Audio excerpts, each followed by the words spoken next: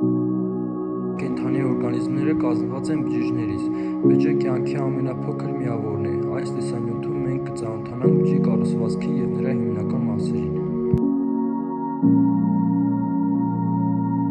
Լինում են տարբեր տեսակների՝ կենդանական և բուսական։ Չնայած տարբերությունների, նրանք ունեն ընդհանուր կառուցվածքային մասեր։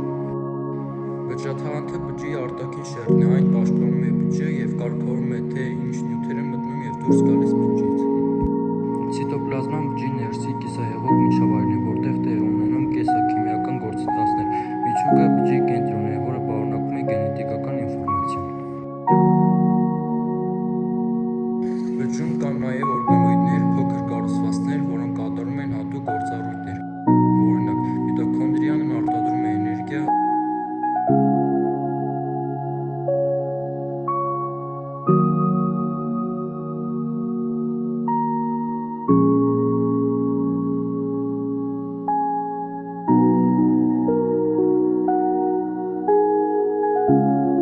ռիբոսոմները ստեղծում են սպիտակուցներ,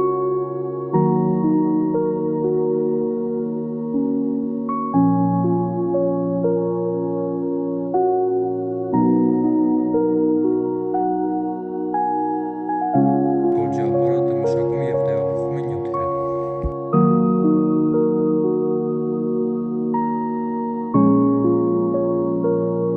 Բուսական բջիջները ունեն նաև բջջապատ քլորոպլաստներ և մեծ վակուոլ։